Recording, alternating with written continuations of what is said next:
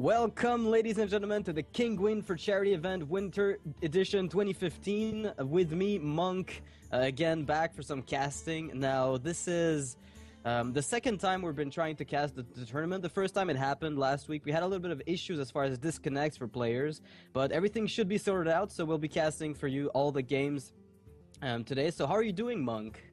Yeah, I'm doing great. Unfortunately, we couldn't cast these wonderful games for you last week because of some unfortunate DDoS issues, but this week we're very ready. The players, they're guaranteed not to disconnect this time, so there'll definitely be great games. I've been hearing a lot of great things from these players.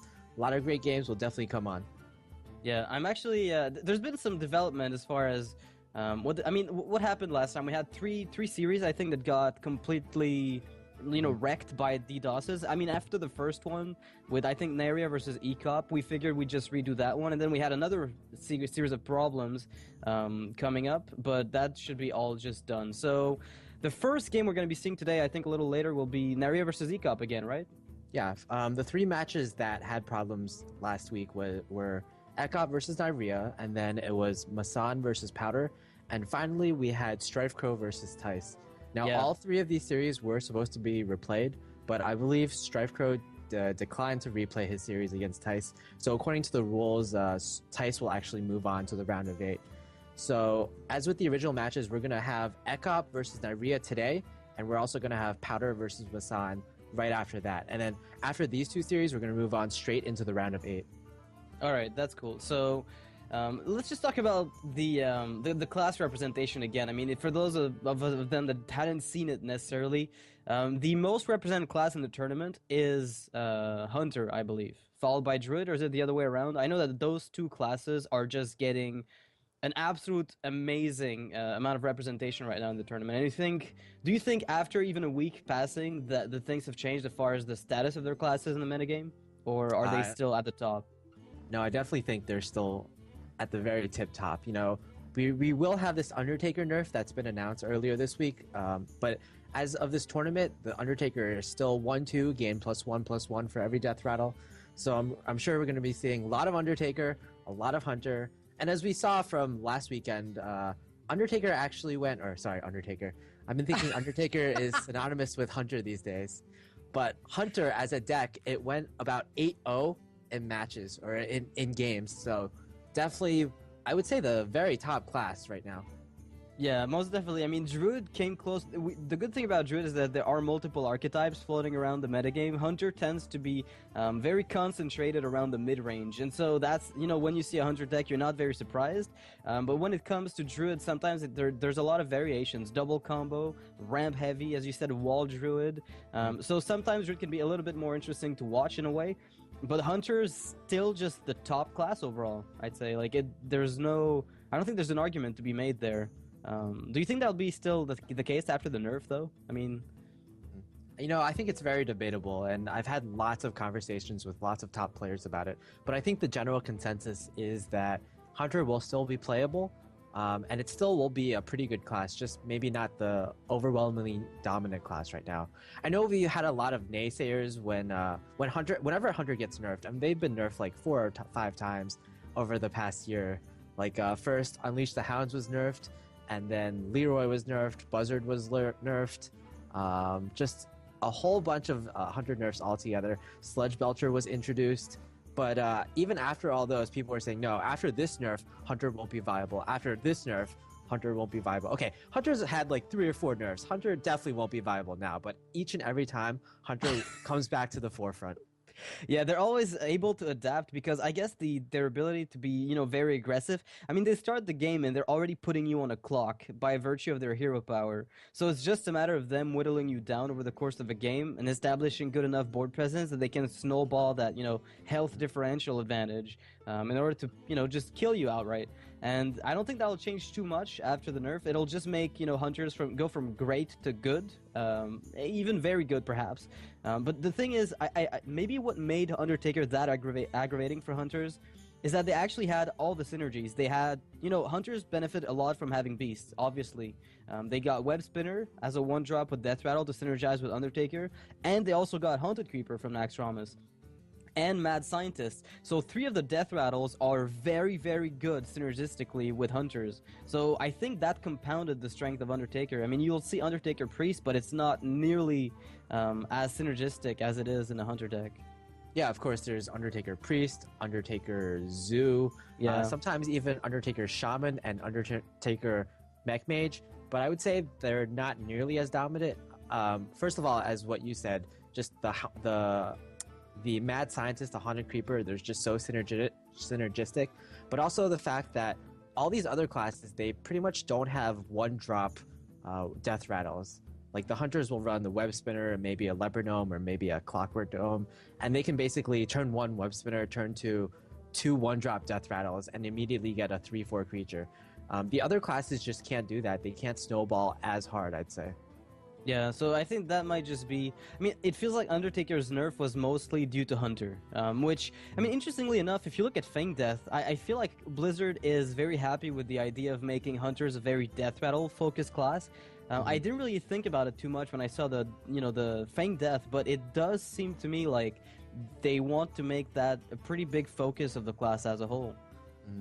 Yeah. I see Feign Death a little like Ek0p of Medivh. It's just you focus on getting board control, and then you use that board control to compound your advantage. It's kind of a very similar concept. Yeah, it's a bit of a win more card, or just to ensure that you'll still have fuel for the future of the game. So let's just talk about the lineups of the players that are coming up. Ek0p and Neirea, for those of the watchers or the viewers who didn't know about the deck list. Ek0p has brought Priest, Hunter, Druid, and Paladin, and Neirea decided to bring Rogue, Priest, Warrior, and Druid, I believe. I think that's what he banned. Neirea bans the Druid from Ek0p, and I remember Ek0p banning the Warrior from Neirea. Did the bans change this time around, or...? Yeah, Neirea banned this time. Neirea banned the Druid. Ek0p banned the Warrior. So yeah, I believe it's the same. All right. So that leaves still the Hunter in Ek0p's lineup. Neirea did not bring Hunter, and Ek0p did bring his Hunter. So are we going to expect some more of that snowballing effect from Hunters? Maybe. It's possible. I mean, as we said last time we casted, the Hunters were just completely dominant to a point where it was almost unfair to people who didn't ban it. Yeah, and also unfair to people who didn't bring it. Obviously, looking back at it, they might have said, oh, this was definitely a mistake. I didn't bring Hunter. I deserve to lose this. But also, I feel like the main class that will probably turn this game around, or turn this match around, rather, is the Priest from Neirea. The Priest, I believe, is fairly favorable against a lot of Ek0p's classes. Ek0p's Hunter, for example. Priest is generally thought of to be a slight favorite versus Hunter. Slight. I will 60, emphasize slight. I'll say 60-40 maybe, yeah. Definitely in that range. Yeah, depending on the type of priest. The more zombie chows you run, obviously, the more favored you are. And also, it's generally favored against Paladin. And then you have a priest mirror from the 2 players. Ek0p's last class is priest. So if Neirea can somehow bring this priest out, and then win the priest mirror, and then win the slightly advantaged Priest versus Hunter, I believe he can take this entire series. But then because, again, I mean, there's the Hunter from Ek0p. Yeah, that's a big problem. I mean, Hunter can steal games from just about anyone if they get the perfect start, or just a good start in general. We saw a game last week, I believe, where we saw a freezing trap. Like, there were no death rattles coming up after Undertaker, yet the freezing trap alone was enough to stall the opponent's tempo to a point where Hunters managed to still snowball out of control. And that was still a really good example of a non-god draw that still allows the Hunter to just get an incredible advantage early on. And it was kind of interesting. But you're right, like, if the Priest manages to eke out the wins with the small edges that it has against Hunter, then that could really change the entire series. Because sometimes it'll come down, especially in matches like these, it'll come down to the first win. You know, in last deck standing formats, it can sometimes come down to that. Yeah, I mean, back in my day, back in the olden times, we played freezing traps and just traps from our hand and not from Mad Scientist, and we were happy about it. Yeah, we felt good about the tempo gain from that. So with Mad Scientist, it's just even more ridiculous. Also, before we move on to the games, I'd like to point out that the format itself, before I forget, is right now it's a best of 3. Best of 5. Best of 5. Sorry, yeah, best of 5 in the round of 16 and round of 8. And as soon as we hit the semifinals and finals, it's gonna be best of 7. Yeah, so with definitely one a great revival. format. Definitely a great format. It's basically it's not best of 3 essentially, and No, it it's not. allows for the most skill possible within a reasonable time frame. You don't want like best of 17s in your tournaments, right? Oh, come on. Best of 17s are the best, Monk. Everybody knows that. I'd like to point out the tournament is, it's a charity event, and the charity we are supporting with this tournament is Child's Play Foundation. For those of you who don't know what it is a foundation that aims to give children in hospitals who are sick toys and video games to make their time in the hospital a little easier. So if you wish to, participate in the fundraising, then feel free to do so. That would be very appreciated. You don't need to donate $200,000. Even every little bit helps, so just keep that in mind as we go along. All right, so we should be getting in the tournament, the first match in about less than a minute or so. Ek0p versus Neirea. Yeah, Ek0p as his first pick. It'll be pretty much a rematch of the same classes and decks as last time. Ek0p will be picking Hunter first. Neirea will be starting with his standard Rogue. Now the match is about to start. Let's take a look. All right, so Rogue against Hunter. We saw that last week, and it wasn't exactly too amazing for Neirea. Then again, his hand was a little on the weak side. Oh baby, look at that hand from Ek0p. Yeah, I think somebody Undertaker, got Mad Drew Scientist, and then turn 3 piloted Shredder. Oh baby, Oh, man, and a wow. Clockwork Gnome. Now, You thought things couldn't get worse. oh, but baby, look at that. Neirea actually has one of the best hands possible as well. Backstab into SI, it'll help him get his board back. But by the time the backstab SI agent will come into effect, Ek0p will have a 3/4 Undertaker. So basically, backstab and SI agent will essentially be used to trade against the Undertaker, I believe. Yeah, I mean, he will dagger up here to kill the Clockwork Gnome, but he'll still have a pretty decent follow-up with the... Oh, he just decides to kill the Undertaker outright to avoid the double 1-drop on turn 2. Yeah, I think Neirea is just way too threatened by the by this Undertaker. If the Undertaker somehow grows to like a 4/5, then Neirea will just be in a ton of trouble next turn. Yeah, I can see what you mean here. The thing is, it doesn't seem... Would you have killed the Clockwork Gnome and backstab SI7, the Undertaker, this turn? Or do you feel like the play he made was fine? Because now he's got no more combo enablers for the SI7 agents. Yeah, I think I would have personally saved the backstab and SI for turn 3, but I'm sure Neirea has a plan. This is a very specific rogue that Neirea is playing right now, and he knows it probably more than anyone. Okay, so a Hunter's Mark on the 3/3 Earthen Ring Farseer. Are the hits true? Are the knives gonna go to their intended targets? Well, one of them is. All right, so that actually... I mean, it wasn't even a gamble. The odds were pretty good that it was going to hit, so the expected outcome was pretty much what Ek0p expected, and that if it hadn't hit, Neirea would have had a really good chance at just, compounding some kind of board advantage. But right now, Ek0p has a dominant board. Yeah, I mean, like, if one Undertaker dies, then you can always bring out the second Undertaker, right? Yeah, I mean, that's 2 Undertakers in the first, 7 cards drawn? Mm-hmm. That is pretty insane. Ooh, wow. Blade Flurry. I mean, he won't get... He could use it next turn. If he plays, let's say, Dagger Up into SI7 Agent and kills the... I don't know. I mean, he could get himself a pretty decent Tinker Sharpsword oil. But he decides to develop an even bigger board. Yeah, I think there's just too much damage on the board now, and everything just snowballed way too much. The Rogue is at 15 life, and I believe Neirea's deck only has 1 heal. So basically, Neirea will stay at 15 life the entire game. Yeah, and the Undertaker is going to get buffed up here once again, and the Blade Flurry will be no help. I mean, with 2 Piloted Shredders into play, sure, you can AoE the board up if you have Deadly Poison, but it's not going to be enough in that case. Yep, and the Freezing Trap or Snake Trap, in this case Freezing Trap, is going to make sure that the Undertaker stays on the board. And yeah, the unkillable 1-drop, getting a hit with a Nerf Bat. So that was a pretty quick game here from Ek0p, just dominating Neirea's Rogue again. Yeah, and now the Hunter class is 9-0 in this tournament. Now, that last play from Neirea, I believe he pretty much knew that he had lost the game by that point, but he just wanted to test the trap for next game, just wanted to see what kind of traps are in Ek0p's deck. He already learned from last week's games that Ek0p does run a snake trap, at least one snake trap. And now Neirea knows that there is also at least one freezing trap. So he'll definitely keep in mind of those traps going into next game. Yeah, and the next match is probably going to be Priest. I mean, Neirea has no reason not to pick Priest, knowing that he's going to be facing Hunter right away. There's absolutely no reason for him not to do so. Mm-hmm. Okay, so indeed, Priest is... I mean, it has, as you said, right, it has a small edge, an edge that's big enough that Priest is going to be the optimal class here. I mean, he lost his Warrior. Do you think Neirea brought the OTK Warrior Worgen that got banned? Or, like, is that what Ek0p was afraid of? I'm a little curious. I think both are equally likely. Neirea, of course, loves his OTK Warrior, but he also enjoys playing the Control Warrior as well.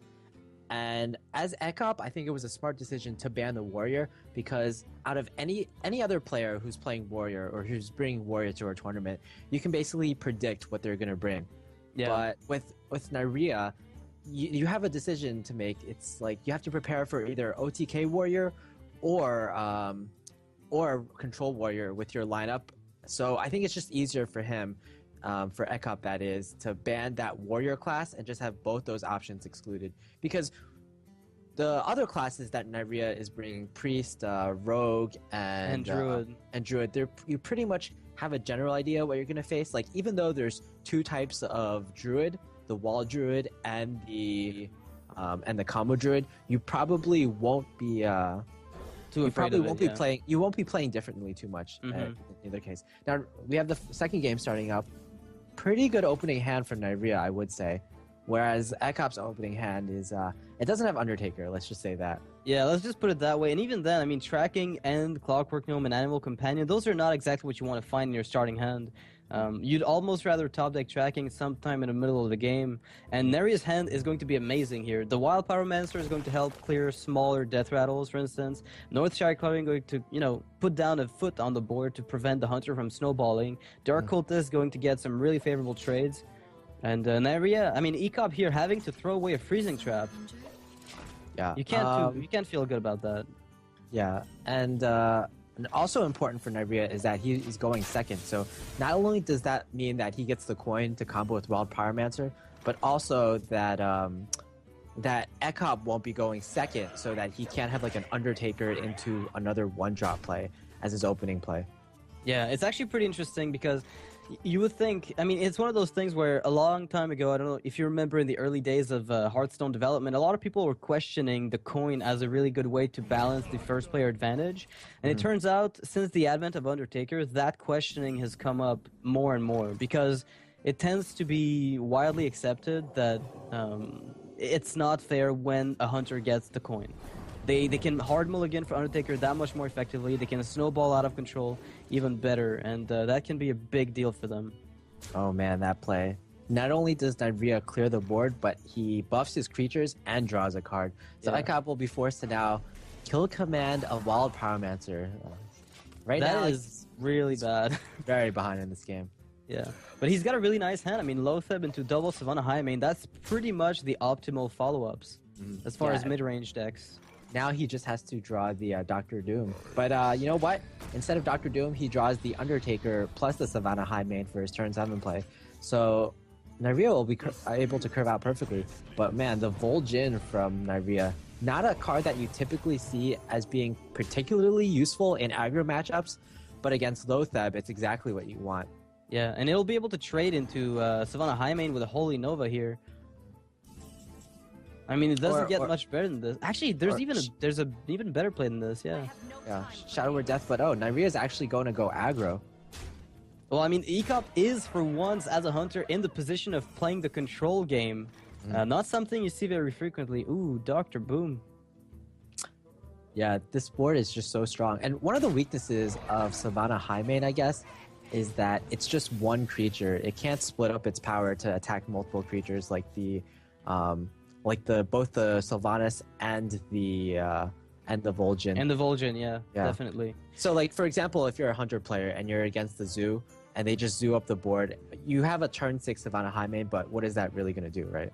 Yeah, it doesn't really accomplish much. And now the priest hand is just filled with answers. Holy Nova, Shadow Word Death, Cabal Shadow Priest, another Wild Pyro in case smaller Death Rattle minions come up. Sylvanas here with Holy Nova could steal a Doctor Boom, Mhm. pretty much guaranteed. Yeah. This is really, really strong. Neirea also has an option to. I mean, I'm not particularly a priest player, but he has an option to clear the board plus draw a bunch of cards with Wild Pyromancer, Yeah, in the Circle of circle. Healing, Shadow Word Death, and even the coin. Yeah, there are so many ways to approach this game, but I feel like securing a board presence is really strong. It's fine enough. I mean, you're holding over here, you're going to draw a card off the Northshire, and then the Boombots might kill Sylvanas, and if they don't, you can just coin Shadow Word Death with Dr. Boom, or your own Sylvanas to steal it, depending on what you want to do. Yeah, and Neirea actually picks up his second Shadow Word Death, which will be very important against this high man that's coming up. I mean, Shadow Word Death is just perfect here. We said that Ek0p got a really, really nice lineup of mid-range plays, but Neirea had the perfect counters to those mid-range plays. The Vol'jin first, then the double Shadow Word Death, the Sylvanas putting a lot of pressure on Ek0p. Yeah, I believe in this matchup, Priest versus Hunter, it's all about getting early board control because the Priest hero power and just a lot of the Priest spells like Circle of Healing, they can just compound so much. Priests without a board control, they basically can't use their hero power effectively to leverage the game. But in this scenario, as we can see, the hero power is just doing wonders, healing everything and drawing cards. Yeah. Exactly what you need. And stealing Savannah Hyman here with Sylvanas, a very standard play. I mean, we are used to seeing it very frequently.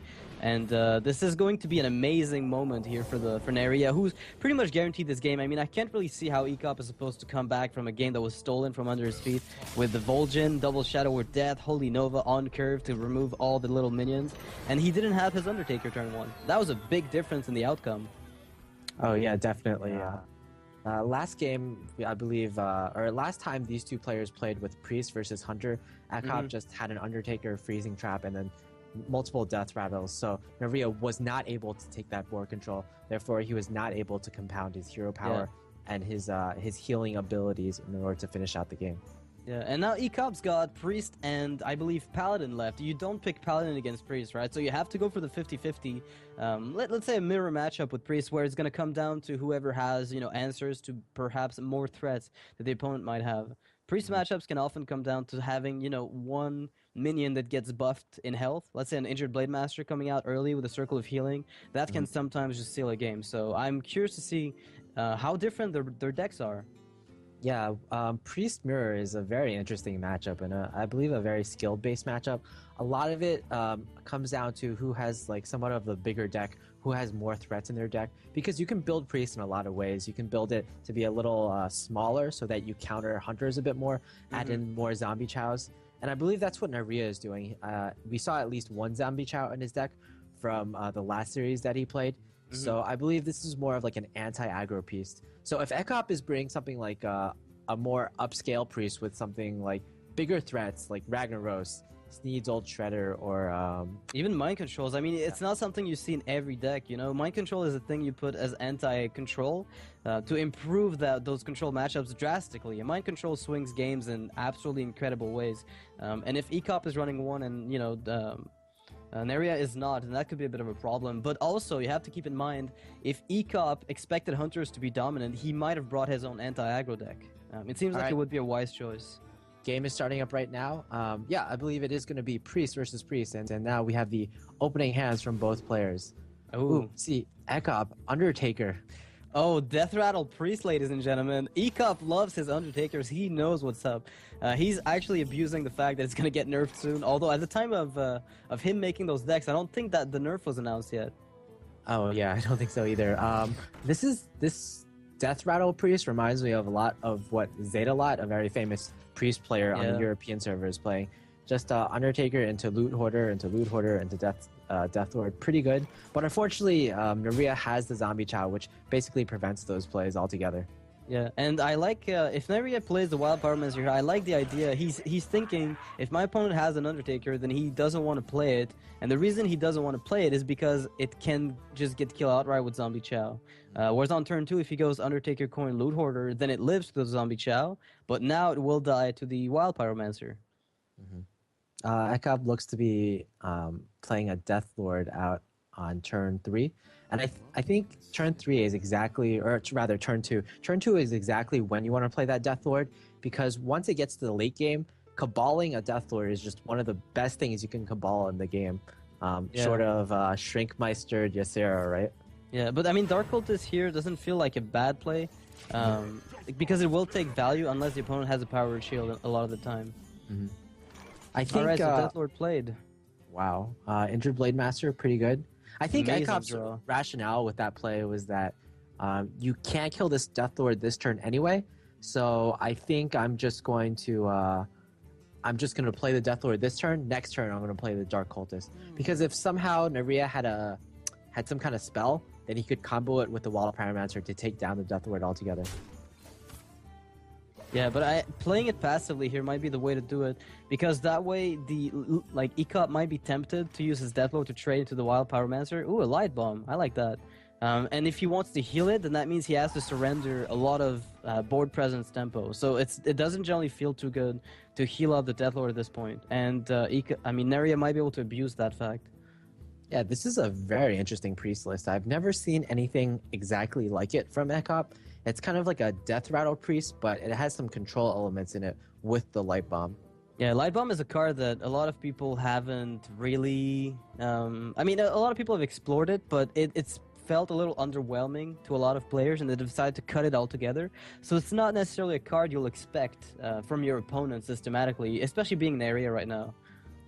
I think one of the main problems with Light Bomb is that it compounds one of the biggest problems Priest has, in that a lot of its cards are just very situational. Like Shadow Word Death can only kill minions that have 5 attack or more. Cabal Shadow Priest, it has a condition. Akanine plus Circle, it's a combo, but you really need both of them to get it really working to its maximum effect. And Light Bomb suffers kind of like a similar issue. It's only good against big control type decks. Yeah. Yeah, no, I can see what you mean. Alright, so Neirea here wiping the board, getting himself a minion from the... Okay, Wait. that's not too bad. No, Wow. it'll trigger and kill his wow. Akanine. That's the problem. That is not what he wanted to see.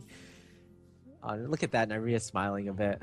Yeah, I guess is he happy, you think, to get the Wild Pyromancer number 2? I definitely don't think he's happy. Generally, as the priest player, or as an opposing priest player, you have a hard time dealing 1 damage without a Wild Pyromancer of your own. Yeah. So we know Ek0p probably doesn't run Wild Pyromancers of his own because he's running more of a Death Rattle deck. So Neirea definitely not very happy at that he got this Wild Pyromancer. But in this case, it's actually helping out, because the Loot Hoarder had no way to die really easily without sacrificing that Wild Pyro, and now he could Thought Steal, and he even gets an Injured Blade Master double injured Circle of Healing play for the following turn if he wants to. Yeah, I'd say this hand is pretty good. The Holy Nova steal wasn't that great because Holy Nova generally isn't a game-swinging card in this matchup. But the second Injured Blade Master, even though it's a 3-drop, Priest just has so much trouble dealing with 4/7s. And Neirea, a third Injured Blade Master. This is Neirea amazing. He can summon 2 4/7s this turn. Yeah, there'll be 4 6s by the end of the Wild Power trigger, but still, that's essentially the same as far as he's concerned. And he'll even be able to trade into the Dark Cultist with the Wild Pyromancer's remaining 1 health. And not only that, Neirea has a Holy Nova follow-up for the next turn to heal up everything. And what do you do exactly here in the Ek0p's position? Because, I mean, Light Bomb doesn't begin to deal with these guys, since they've been healed up way beyond their initial starting health. So do you just have to play it somewhat passively with the Northshire Circle and try to draw as many cards as you can? That feels like a very weak play, but... Yeah, this is kind of one of the issues with Priest, as I was saying. All their cards are just so situational. Like, Ek0p has so many cards in his hand right now, but none of them do anything against this board. Yeah, and Light Bomb is supposed to help gap one of those awkward blind spots, but it's not doing anything at the moment. If the Injured Blade Masters hadn't been healed up, then this would be a different story. Ek0p just throws down the Cabal Shadow Priest down on the board, and what that tells me is that I don't believe he runs Shrinkmeisters in this deck. If you run Shrinkmeisters, you can generally get a lot more value in this matchup. And if Ek0p did run Shrinkmeisters and he drew it on his next turn, he would probably be able to swing this board around, even though it looks pretty bleak right now. Yeah, I could imagine, because you'll just steal 1 Injured Blade Master and get it for yourself, which would make a big difference. So here's just a few lines of play that Neirea must be considering. I mean, one of them is obviously use 2 minions to kill the Cabal Shadow Priest. The other one must be the Akanai ping play. Yeah, I guess Neirea will be going for the ping play. It sets up more of like an uneven board for the priest player. You don't really want to use Holy Nova to heal your Blade Masters, I believe. And I guess one of the most important parts of this board is that it sets up minions are different health, so they're not particularly weak to AoE. But yeah, I see that play. Oh goodness! Shadow Madness. Goodness! That circle of healing value is incredible here. Wow, Ek0p just managing to swing this board back in a position where he's comfortable.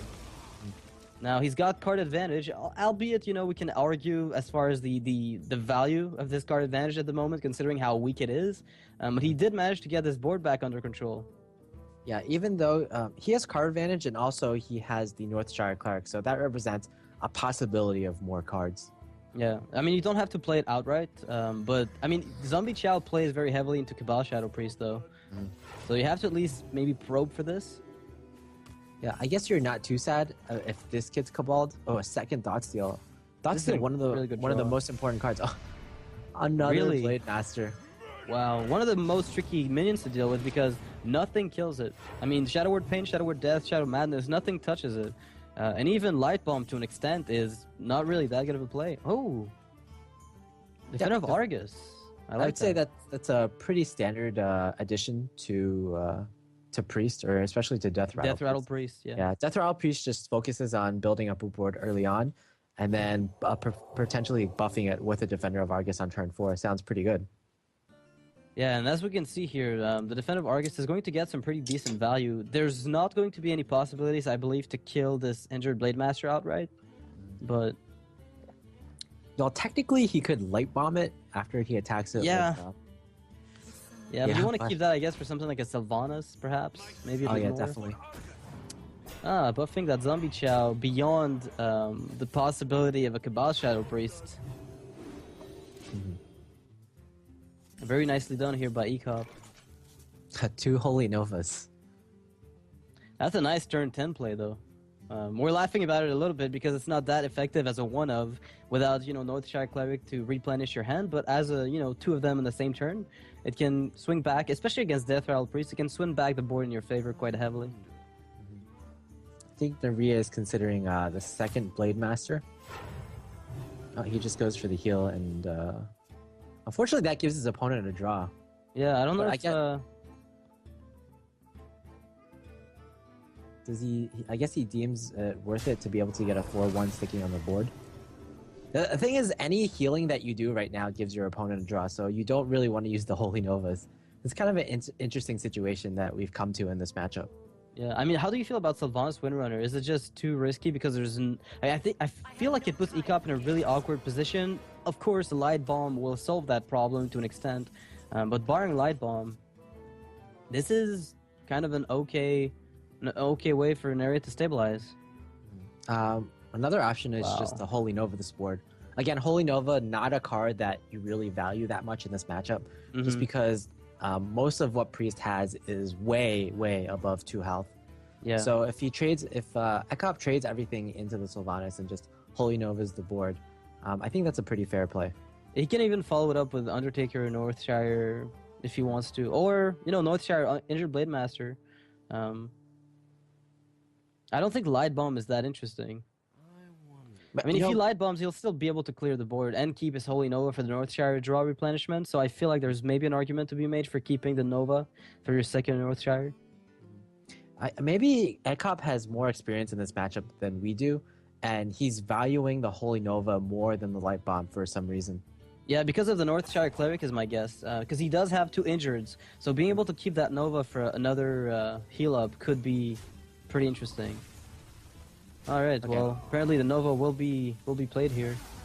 I think that's just judging by my experience playing Priest. I think that's probably better because Light Bomb you can kind of use like if your opponent somehow he runs Ragnaros, you can just kill the Ragnaros with a Light Bomb or Dr. Boom. Yeah, Dr. Boom. Dr. Boom is perfect. Yeah. Whereas like if you're playing like Holy Nova, it doesn't touch Ragnaros, and it just kind of At all. tickles Dr. Boom. Yeah. The boom bots explode and they deal more damage to you than you healed up in the end, so it's not really that positive of a play. Alright, so the Injured Blade Master full health here for Neirea, and Ek0p is probably going to consider just healing up his own. I guess drawing a card here is pretty nice. I mean, you do have to... It's funny how many Injured Blade Masters will play during this game. How many is that now? 5? I stopped keeping track, but that's a lot of them. Yeah, well, Neirea already played 4 from 2 from his own hand and 2 from Thought Steals. Yeah. And I believe this might be Ek0p's first Injured Blade Master. Yeah, true. And now the Death Lord coming out. Again, another Death Lord. He's not playing around MC tech. Ooh, that Vol'jin Holy Nova is going to be devastating. Yeah, Vol'jin Holy Nova, it's one of the combos I think the Blizzard had in mind when designing this card. Yeah, I Blizzard thought Holy Holy Nova. Smite, definitely. Now, which one does he switch with? I mean, if you switch with Death Lord, you can get yourself an extra minion right away. But the thing is, I mean, is it really that bad to leave minions alive on your opponent's, like, leave the Northshire Cleric alive? I don't think it's that big of a problem. Interesting. I must consider. Yeah, the Northshire Cleric, even though it's the weakest minion on the board, I think it's for Neirea, from Neirea's perspective, I think it's the most threatening for him. Because Ek0p is running low on cards right now, and in order for him to get into this game, in order to be competitive in this game, he needs to be able to draw cards. Yeah, I think he might just Holy Nova and kill the Northshire Cleric outright and let Vol'jin die. I mean, yeah, I don't know. Killing the Injured Blade Master must feel pretty good, but... Sludge Belcher. Wow! The draw of doom here from Neirea. An amazing draw from that Death Lord. Yeah, the first Death Lord was pretty terrible. It drew out a Wild Pyromancer, which killed Neirea's Akanai Soul Priest. But this one is pretty good, especially because you know Ek0p has already used his one Shadow Madness. Yep. And Shadow Madness is obviously very dangerous against Sludge Belchers, but in this case, almost no one runs 2 Sludge Belchers, so Neirea should be feeling pretty safe about his situation right now. Yeah, I really like the position. I mean, Vol'jin really helped here. That Vol'jin Holy Nova was an amazing play. As a follow-up to Death Lord, I think it doesn't get much better than this.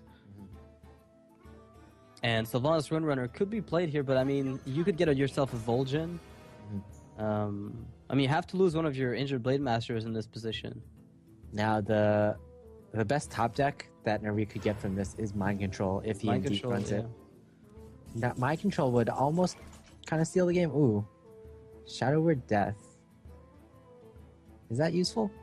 I don't know, because he can kill 2 Injured Blade Masters right now, which, to me, indicates that I don't really know that Neirea is feeling much threatened by that Sylvanas. I mean, it is a bit of a problem, admittedly, but not nearly as much as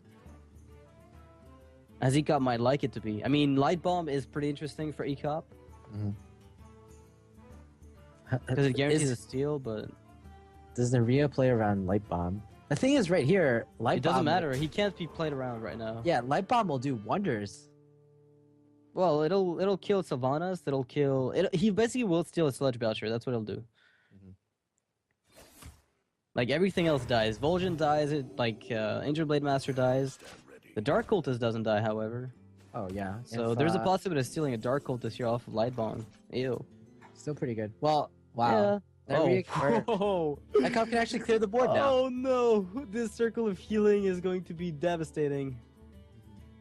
So the question I have for you is, do you try to keep the Sludge Belcher alive? Like, if you Akanai and ping your own Sylvanas instead of sacrificing her into the Sludge, is that a bit better? Because what's going to happen is, after he circles, the Dark Cultist will buff the Sludge Belcher up to 3-4, sorry. So you'll be able to ping your own Sylvanas to steal the, full health Sludge Belcher almost. So I feel like it's almost better to do that than to Light Bomb. Yeah, I agree. This somehow Neirea is weak to both options. These are both really great options from Ek0p, either the Circle Akanai or the Light Bomb. Yeah, both of which are just going to be amazing for him. This is as good as a top deck as you could hope, being Ek0p in this case. Wow. And immediately the game swings once again. Priest versus Priest can be so interesting in some ways.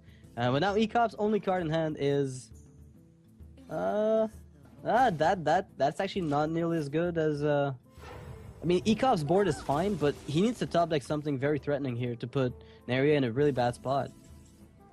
Not very threatening. Yeah, not at all. It's another one of those sludge belchers. I mean, he attacks the Akanai, which is going to allow Neirea to steal that slime afterwards.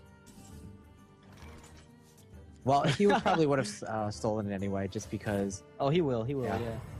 He would have been able to do it with the ping anyway.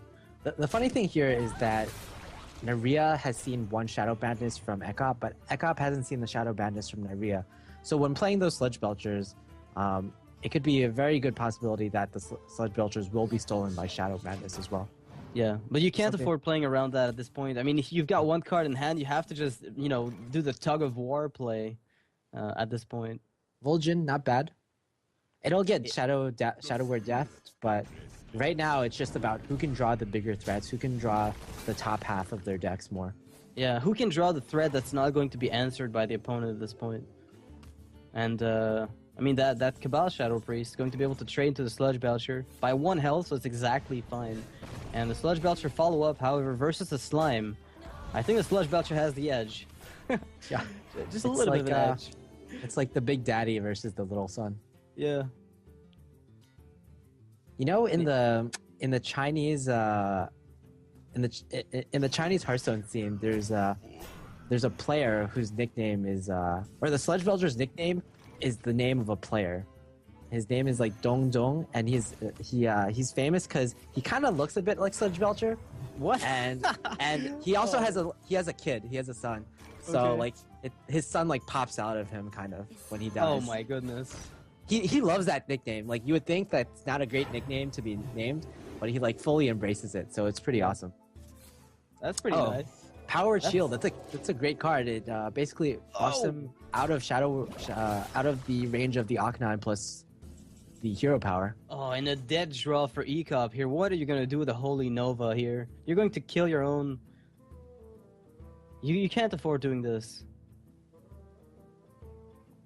I mean, that Light Bomb just being completely dead this game. Yeah, Ek0p probably thought he was being pretty clever when he was putting in the Light Bomb, but right now that decision to throw it in his deck is just not paying dividends.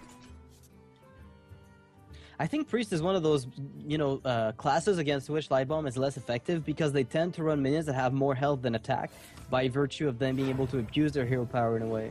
Yeah, Priest, Shaman is also a bit like that. You have like the Feral Spirits, the Harvest Golems. Although the newer Shaman cards, like the Piloted Shredder that people put in a lot of Shaman decks, Neptulon, Doctor Doom, those are kind of a bit more vulnerable. Yeah, but yeah, with the Light Bomb, you're just looking to answer something like Handlock, basically. Handlock versus Priest, traditionally one of the worst matchups for Priest, but Light Bomb gives them a really good answer. It's kind of like a little, maybe even better than a Quality Concentrate because it's only one card. Yeah. No, definitely. I mean, it feels like it was put in there for that almost. There are very few matchups against which Light Bomb is better than Handlock, really. It's the perfect answer to the big giant. I mean, you run out of Shadow Word Death, you need to get 2 Shadow Word Deaths to enter double giant. Well, Light Bomb just, it does that. So it feels like that's maybe the one matchup against which it's super effective. And now Ek0p's lines of play are very limited. Yeah, it's funny how these two really small creatures, the Sludge Bomb plus the Dark Cultist, represent such a huge threat to a board. I was talking to Brian Kilgore the other day, and he was saying that he doesn't particularly like the Priest versus Priest matchup that much because it just snowballs so hard. If one player can get control of the board, they can just use their hero power to keep control The of the advantage board. going. Yeah, they can't lose it by virtue of just using that hero power. That's the same Brian Kibler from Brian Kibler, BMK Kibler, Kibler Gaming, right?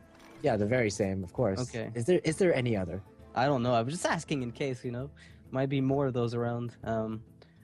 So, do you just press your advantage here if you're Neirea, or do you just remove the board nonstop forever? I mean, there's so few things you can do. Oh, Neirea does run a mind control. I guess you just keep buffing up your own Sludge Belcher. To no end. Yeah, I think Neirea at this point, he's making the read that his opponent doesn't run Shrinkmeister. Shrinkmeister plus Cabal Shadow Priest will totally ruin Neirea's day. Yeah, and now he can ping the Akanai to just trade into the Zombie Chow, and that means Ek0p has 0 board. Yep, and that's 6 damage a turn coming from Neirea to Ek0p, and Ek0p's only options are a Holy Nova that does nothing, and a Light Bomb that also does nothing. Wow. And Ek0p actually ran out of cards. He only had 2 cards in his deck, I believe. Yep, wow. Only 2 cards left, so that means Neirea takes the game against Ek0p. Neirea's Priest doing a lot of work, taking out the Hunter, winning the mirror match, Priest versus Priest. And there was a mind control in there, not something I expected. I thought the deck was heavily built against aggro, as we initially discussed. So it seems like he still had that one answer against other control decks. Yeah, I guess, like, typically you run some elements against control, and I think Ek0p's only only card in his deck that was particularly great against control was the Light Bomb. I don't even believe he ran Thought Steals, which was actually a determining factor of this game. Neirea was able to Thought Steal a lot of good cards, but Ek0p, on the other hand, he didn't run Thought Steals, so he couldn't steal any of Neirea's Blade cards. Masters, Yeah. for instance, Yeah, exactly. That was really game-winning here for Neirea, getting those off of the Thought Steals. So Ek0p is only left with the Paladin here, which, as we've already discussed, is a pretty horrendous matchup. I feel like Priests do get it. Yeah, I think the key card in that matchup is probably the Thought Steals. If you can Thought Steal any big threats, you can basically answer any of Paladin's threats. And also, one of the ways Paladin usually wins is just with a muster combo that other classes can't deal with. Like, for example, Druid, they have a really hard time dealing with a lot of 3/3s on the board. But unfortunately, Priest is one of the classes that can most easily deal with such a board with the Akanai Circle of Healing combo, or even a Wild Pyromancer plus Holy Nova combo. Yeah. This wipes out those Silver Hand recruits. Yeah, there's a lot of ways for Priest to answer those, and I mean, if they get played in the early game, it's even better for the Priest, because then Wild Pyro Circle of Healing will remove the 1/1s. So at every stage of the game, Priest has answers to those overwhelming little 1/1s that tend to win games for the Paladin nowadays. Yeah, and Shadow Madness also could help with the, stuff like the Knife Jugglers that tend to just get, played with shielded mini-bots and more of the aggressive Paladin decks. We also know that Neirea is running Zombie Chows in his deck, so that'll be also a key card in the matchup. Zombie Chows, they will be able to contest the both the 1/1s, the Silverhand recruits, in the opening turns of Paladin. It'll be able to contest the shielded mini-bots. It'll be able to contest Knife Jugglers, just basically a great card in the matchup overall. Yeah, and as we're in the game right now, Paladin against Priest, we see the Zombie Chow from both players. So both sides are running the little zombies, understandably, mind you. Wow, pretty good opening from Ek0p, but once again, I believe Neirea will be able to leverage his Zombie Chow a bit more than his opponents simply because of his hero power. Yeah, his hero power is going to give him more value just by virtue of being able to keep his up and kill his opponent, so he gets free value out of it. It's a little bit like when enemies are forced to use their hero power to remove your totems as a shaman. That's kind of how it feels when you're playing Zombie Chow and you get to heal it multiple times.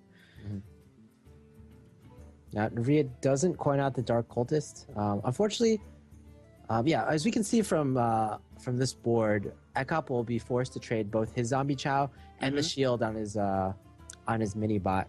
Yeah, and I mean, there's a Wild Pyromancer right now in Neirea's hand, which is going to allow him, because he doesn't really feel a rush, in a rush to flood the board, because he knows that he can just at any point play Wild Pyromancer with a coin, perhaps, and finish off, remove the shield, finish off the Zombie Chow, kill off 1/1s that fall into play. As, Ek0p is considering the muster for battle, but if he knew, he would not. Oh, goodness. Oh, yeah, we suddenly got to see Ek0p's hand, so now we know, oh, there's a muster for battle, so we can actually clear it with the Light's Justice.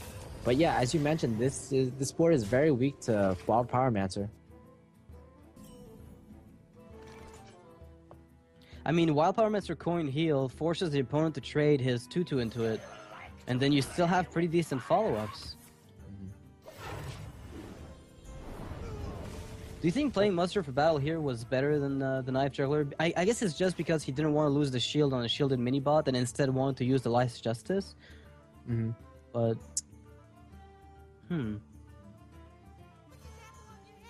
Okay, he's gonna try to get a lucky juggle. Yeah, that would be very strong for him. He gets it, actually. Wow, the juggle has been... that was a really nice play from Ek0p. I didn't foresee that 50-50 being such a huge deal, but it is right now. But Shadow Madness, doing exactly what I expected it to before the game started, dealing with knife jugglers and the shielded mini-bot that they tend to play aggressively in those faster paladin decks. Ooh, no really great plays from Ek0p this turn. He can kind of quartermaster, but quartermastering one recruit is actually a bit worse than the average 5 drop, the amount of stats that you get, basically.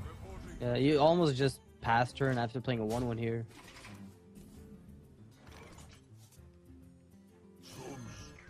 Okay, Sludge Belcher on curve. Pretty good. Iron Beak Owl and Trucifer Champion could deal with this, but... I don't think you want to use the Iron Beak Owl on this, though. Ek0p will choose to use it. I think he's leaning towards it. But the problem is that Tyrion is such a big factor in this matchup. And if Tyrion gets mind controlled, you're going to have to be able to save something in order to silence the Tyrion, or to deal with the Tyrion, basically. So if he uses this Iron Beak Owl right now on the Sludge Belcher, it's not a huge amount of value. But at the same time, I guess it forces, it basically kills off the 1-1, the 1-2, so that Neirea won't be able to trade off the 1-1s. But at the same time, if you basically can't kill Tyrion, you can't play Tyrion throughout this whole game unless it's very early on turn 8, basically. Yeah, if you play it on curve, you'll be fine. I mean, Sylvanas is not a terrible option. The thing is, Ek0p really wants to get himself those recruits, and by playing his Iron Beak and sacrificing one recruit, he gets the opportunity to maybe turn 7 recruit Quartermaster. Whereas when it's Sylvanas, he forces the priest to play very defensively. So, which is, also pretty relevant. But I feel like this is a bit of an awkward turn for both players. Well, Sylvanas always makes turns awkward, I'd say. Yeah, it's kind of what the card does. Ooh. Wow. Yeah, right now both players will begin to play a little more slowly. Neirea basically can't commit to the board anymore because of the Sylvanas. Yeah. But also this is also a very difficult position for Ek0p because of the Northshire Cleric. The Northshire Cleric contests the 1-1 Silver Hand recruit so much that you kind of really want to get rid of it as soon as possible, but there's no real easy way to do that without giving up your silence. Yeah, you want to, as you said, if he committed to the play of Sylvanas, he obviously doesn't want to use his silence now on the Sludge Belcher. There's really no point to doing that. Yeah, what if you just Quartermaster now? Yeah, actually, Ek0p decides to do just that. That gives him the ability to trade with at least a slime, and he gets a really big board, which can only be answered in effect by something like the Wild Power Master. We've already seen one, and Holy Nova, or Alkanai Circle. Yeah, this is a very aggressive play, and Neirea actually doesn't have an answer. But he's got amazing card draw, though. Yeah. Yeah, you can definitely try drawing for an answer. That would be pretty good. Cabal Shadow Priesting, the 2-5. If you Cabal Shadow Priest the 2-5, you pretty much give your opponent... Yeah, you give it back to him, basically, with Sylvanas immediately, so...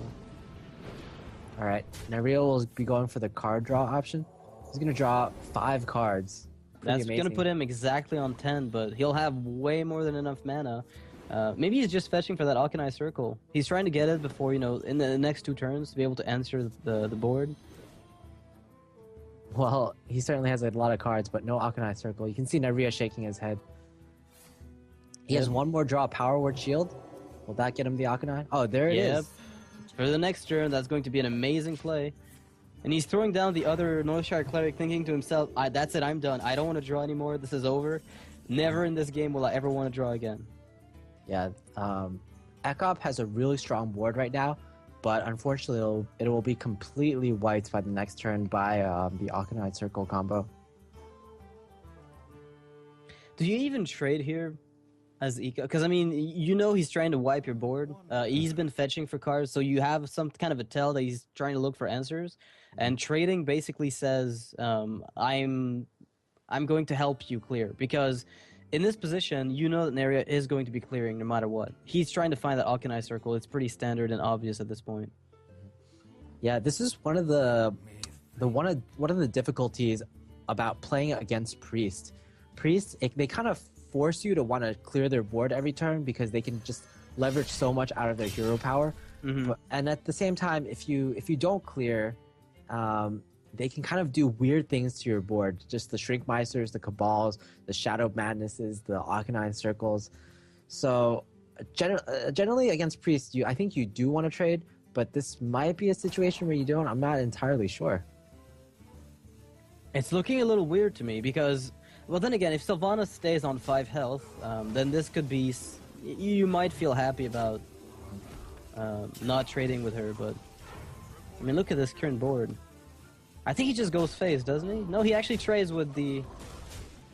I think that Ek0p just doesn't want Neirea to draw anymore, but at this point in time, Neirea has plenty of more plenty than of enough cards. options. Yeah, this is actually amazing. So the Arcanine Circle would give your opponent the Arcanine unless you ping it first. So that might be something he's considering.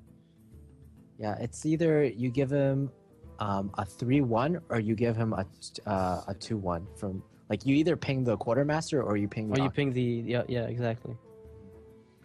4, 5, 6, 7. I don't think... And I think you want the Quartermaster to live, actually, because you can steal with Cabal. So maybe Arcanine, ping Arcanine Circle, leave the Quartermaster alive on 1 health, and then steal it with Cabal Shadow Priest. Perhaps.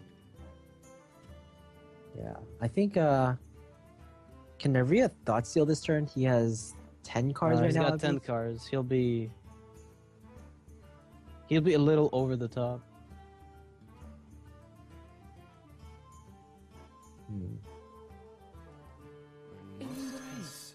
Alright. Arcanine comes down. Alright, so he's going to choose to kill his own Arcanine. Yep. All right. Well, the expected play was made, and I think it made a lot of sense. I mean, look at the options he's got. He can't possibly feel afraid of dying in the near future. He's got way too many answers to too many things, and with the Shrinkmeister Cabal Shadow Priest, that allows him to steal anything with 4 attack. So how many times are you really worried about your current board state? You know what? The piloted Sky Golem is actually a pretty big threat right now. It's a 6 attack creature, and Neirea doesn't actually have a direct response to it. Yeah, but you can take, you can steal that 2-1, or you can steal the Acolyte of Pain as well, just to make sure you deny the opponent the card draw, which is, also a pretty decent way to do it. And with the Dark Cultist, you're going to be able to apply some counter pressure on the board. And Neirea's board, again, being still very strong against the Paladins. Yeah, very strong indeed. This does give Ek0p a chance to draw some cards, though. Yeah, this is the only drawback of the play, but if you take the Acolyte of Pain, then you risk getting overdrawn if the Paladin decides to abuse that. And Dr. Boom in Ek0p's hand right now. Yeah, Dr. Boom. He can play Dr. Boom, but unfortunately... It's going to be fairly useless with Vol'jin and Nova, yeah, right? Exactly. That's exactly right. There's very little to it.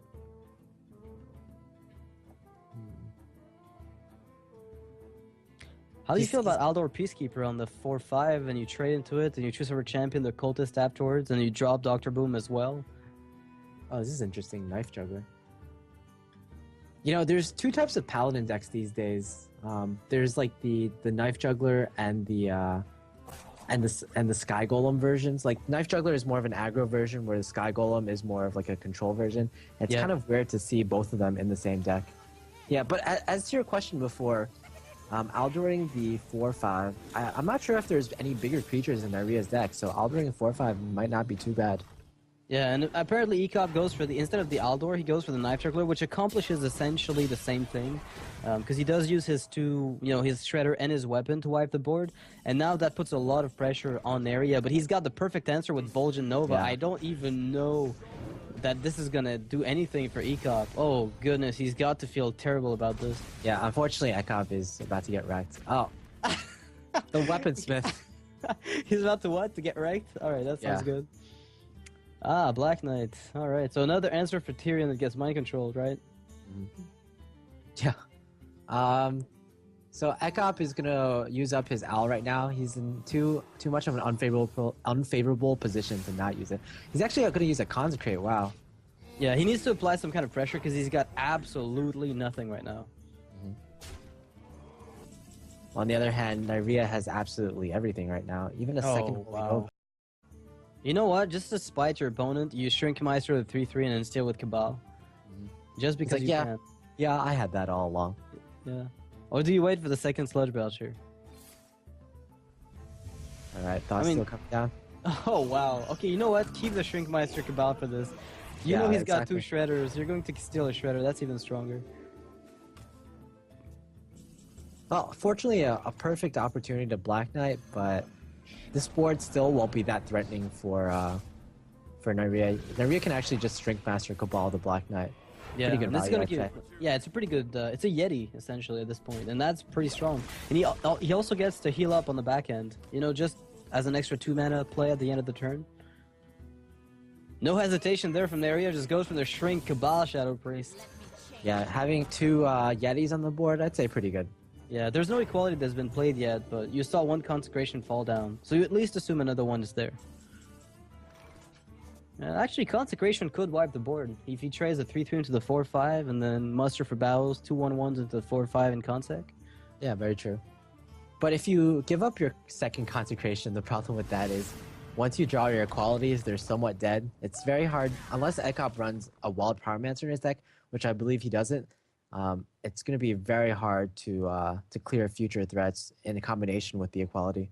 Well, how do you feel about Aldor Peacekeeper on one of the 4-3s? Trade your 3-3 into it, and then Muster for Battle to kill the other one? This feel is like- still a very weird play, because, I mean, how do you kill your Priest opponent at this point? It just feels so YOLO at this point. I think It is. if I were in this position, I would probably give up my 3-3 just because I probably want to save resources. I don't think I can win by playing the tempo game because the priest just has so many heals. So I'd rather just try to play it, drag it out a bit longer, and then maybe top deck a Lay on Hands. Oh, wow. Neirea has all the answers in the universe right now. Oh, Ek0p, I am sorry. Second Holy Nova. I am so sorry, Ek0p. Alright, Ek0p's eyes are dead.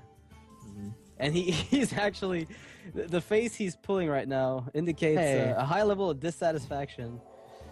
Equality right on time. Right after he used the Consecrate, in fact. Of course. That's the way Hearthstone works. Didn't you learn? Probably just hero power here. You don't want the 4-1 to get a free trade against your Shredder.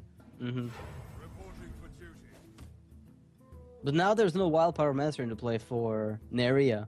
So those 1-1s, if a Quartermaster were to come around, if, hypothetically, a Quartermaster was played, you would be in...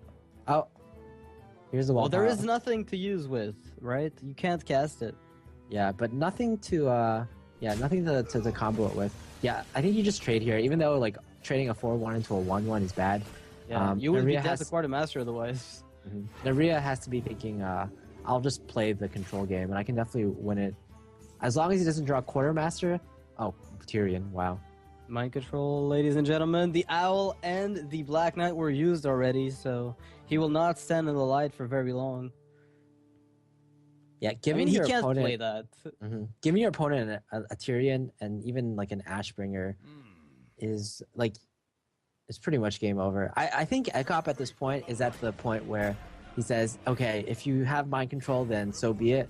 If you don't, I guess that's my like 1% chance to win the game. This is the winning play, and maybe not not a survival play, basically. Yeah, he cannot play around stuff he does not beat, right? Which in this case is mind control. So Tyrion Forging gets mind controlled, and Ek0p is well meting his opponent. Neirea returns the greetings, of course, You know, that's what we call polite. up there in Canada. Yep. You could teach me a thing or two about politeness. All right, more 1-1s are going to Tyrion. Is that a good game, though? I think it is if I you think it Shadow is. or Death your own Tyrion, yeah. Shadow or Death, get that Ashbringer and win the game. Oh, And he does! Alright, so Neirea taking the game here from Ek0p. We already knew the Priest was favored going into the matchup, but this ended up going exactly as planned. So Neirea getting his wins despite the first series that we had planned initially, with the disconnects that occurred on Neirea's part. This time around, his priest did a lot of work. I think it's sweeped, actually. Yeah, it went 3-0, and I think this is one of the rare circumstances where every player who had the favorable matchup won their matchup. Yep. The Hunter won against the Rogue because the Rogue just didn't have any healing. The Priest won against the Paladin, the Priest won against the Hunter, and the Priest won the Mirror. Yeah, so that ended up being something that we expected, and the outcomes were exactly as we planned. So this ended up being a somewhat, I mean, it was a really interesting series of plays. Anyway, I think the deck building was really interesting. The light bomb from Ek0p just being a dead draw really surprised me. I thought it would at least come in handy in some form or another, but it didn't. So that's pretty much it for this match. It's kind of weird. Yeah. Even though Ek0p didn't win the series, I appreciated that he brought something kind of new to the tournament. Yeah. He brought that priest, which had so many death rattles, the Death Lord, the Light Bomb, just kind of like somewhat of a breath of fresh air from what we normally see in tournaments. Yeah, and also the Paladin being a mix of, as you said, control. It's very mid-range heavy because you don't generally see, as you said, the Paladin Sky Golems with the Knife Juggler Muster for Battle combos. So that was a bit on the weird side. And for all I know, he's just running one equality, but we'll see eventually when the deck lists get published. So that's it for the match, guys. We'll be taking a 10-minute break, a short break, and we'll be right back. So don't go anywhere. King Win for charity event Winter 2015 edition.